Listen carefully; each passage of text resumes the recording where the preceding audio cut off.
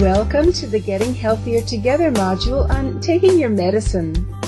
This video can help you understand ways to take medicines correctly, learn how to read a medicine label, find more ideas for taking medicine as prescribed, and create an action plan for yourself. Why is it so important to take medicine exactly as prescribed by your healthcare provider? It's simple.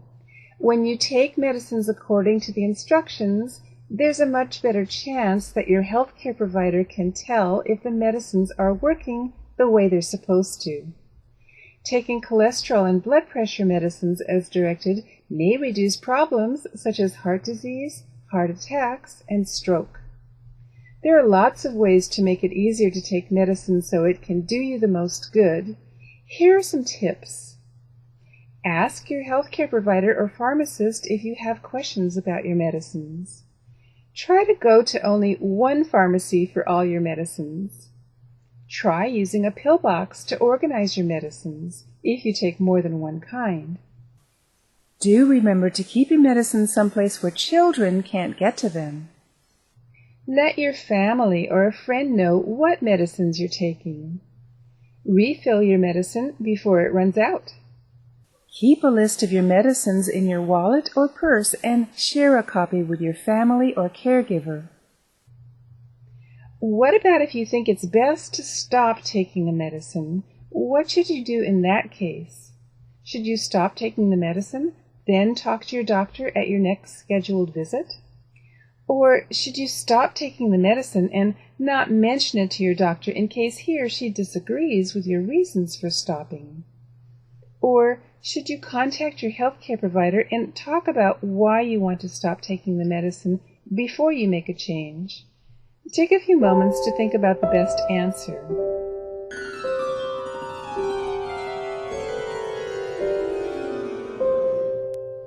Hopefully, your answer is the last one. The safest plan is that you don't stop taking the medicine without telling your healthcare provider. With some medicines, stopping abruptly can cause problems. Last but not least, contact your healthcare provider or pharmacist if you think you're having side effects. And definitely, if you think you're having a medical emergency, call your healthcare provider or call 911 immediately. Part of taking medicine properly is knowing how to read the labels on the containers they come in. In Part 2, we'll talk about how to make sense of the label information.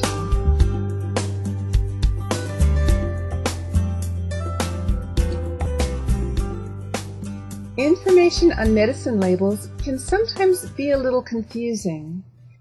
There are 8 important parts of a prescription label: the name, address, and phone number of the pharmacy where the prescription was filled, so you know where to go or call when it's time for a refill, the prescription number, how and when to take your medicine, the name of the medicine, the number of refills left, your name, how much medicine there is in each pill, and the number of pills in the bottle. Let's take a few moments to see if this is clear. In this sample label, if Jane Doe has been taking this medicine as prescribed, what is the total number of days she can take the medicine before her doctor will have to write a new prescription or approve more refills? Feel free to pause the video if you'd like a little time to think about the answer.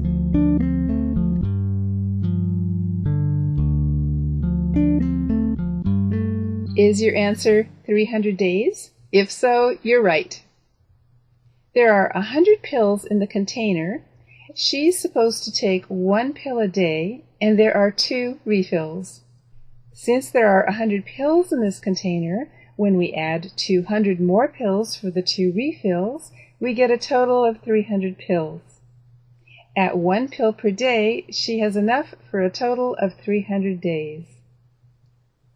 Here's one more question, just for practice. What is the prescription number for this sample label? Is it BD123456789, 123456, or XYZ?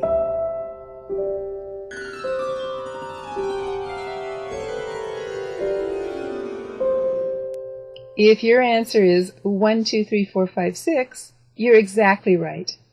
Let's continue with what else might be on a medicine container.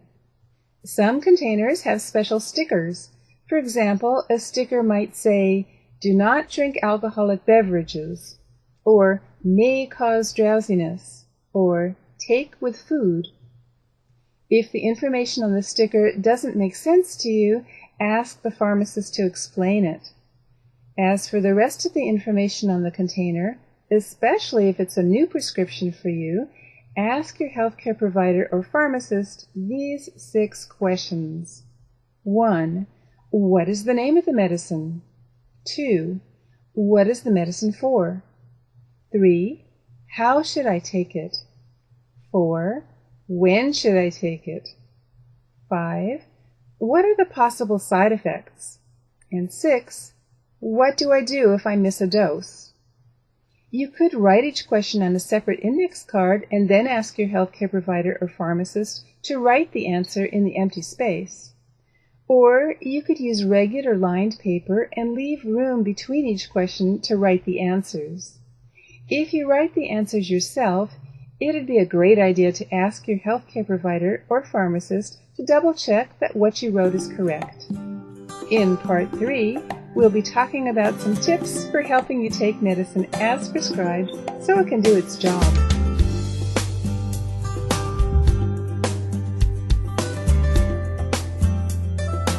There are all kinds of reasons that it can be hard to take medicine the way the prescription says to. We've come up with 6 of the most common reasons: forgetting, not understanding how or why to take it, simply not liking to take it, a fear of getting dependent on or addicted to the medicine, fear of possible side effects, and believing it isn't needed. If you find that you're not taking medicine because you forget, there are lots of things that can help. You can use pill boxes and then make sure that the sections are empty at certain times of the day. You can write reminders on your calendar or use magnets or sticky notes that you put in places you're most likely to see. Another great idea is to link your medicine schedule with things you do every day anyway. For example, maybe you start a habit of taking medicine when you brush your teeth, or eat breakfast, or get ready for bedtime. If what's stopping you from taking medicine is that you really don't feel like you understand how to take it or why you should take it, the best idea is to talk with the healthcare provider who prescribed the medicine. He or she is the expert in treating the condition the medicine was prescribed for.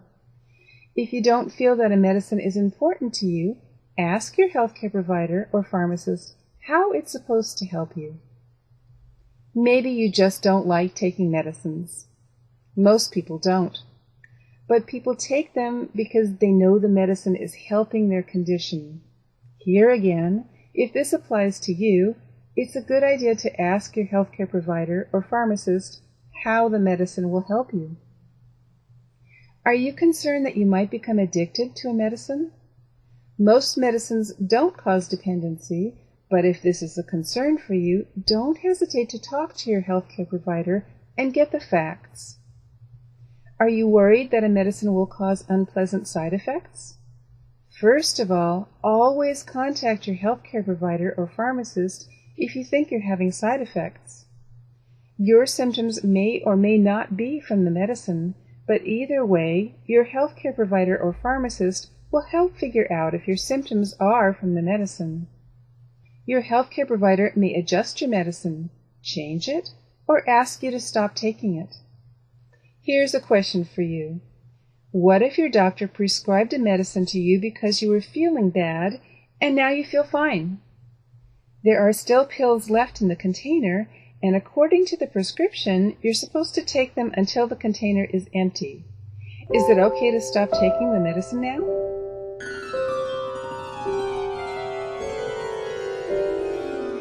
If your answer is no, you're right. Even if you don't feel sick, always keep taking the medicine as prescribed unless your healthcare provider tells you to stop. The more you know about the condition you're taking the medicine for, the more sense it'll make, and why it's important to keep taking it. Remember to talk to your healthcare provider or pharmacist if you have any questions at all related to any medicines you've been prescribed. There's an Overcoming Barriers worksheet available to you if you want to see if you can match some of the reasons that people don't take medicines properly to some possible solutions after the video to review what we've covered. In Part 4, we'll explain how you can use a personalized action plan for medicine adherence.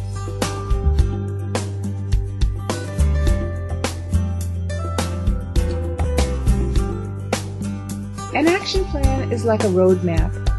It turns the decisions you make about what you want for yourself into practical steps for getting where you want to go.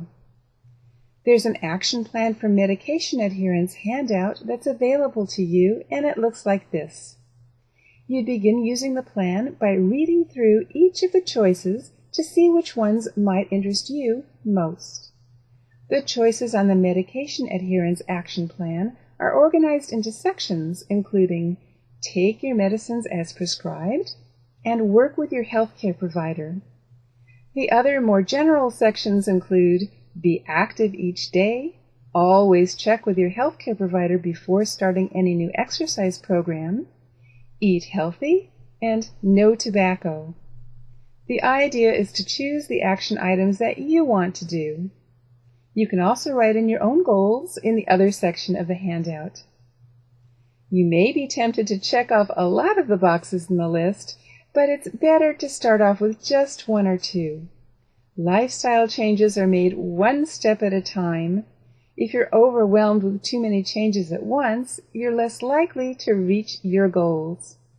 You can always add more goals later as you continue making changes that move you towards the better and healthier life you want. When you're finished making your choice, there are 4 questions for you to ask yourself based on what you selected.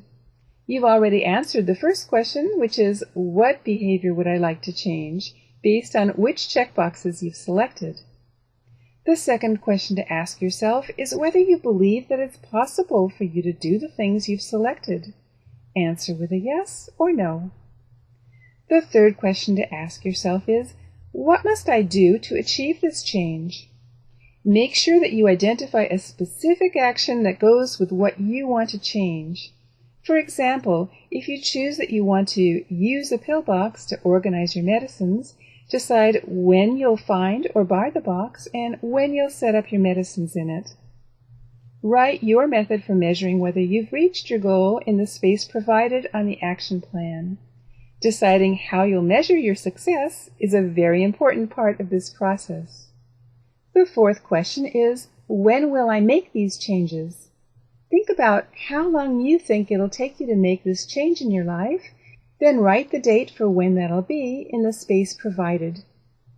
The last step for creating your personalized action plan is to select your confidence level for making the change you've decided to make. To do this, select a number from 1 to 10 for how confident you feel that you'll follow your action plan. A confidence level of 10 would be the most confident, and a 1 would be the least confident. If your level of confidence is lower than 7, think about choosing something else on the action plan, or maybe giving yourself a little more time to make the change. There's one final handout that's available to you, and it's called Medication Adherence, What You Need to Know. The handout has a summary of the key points from this video, and we hope it'll be useful to you.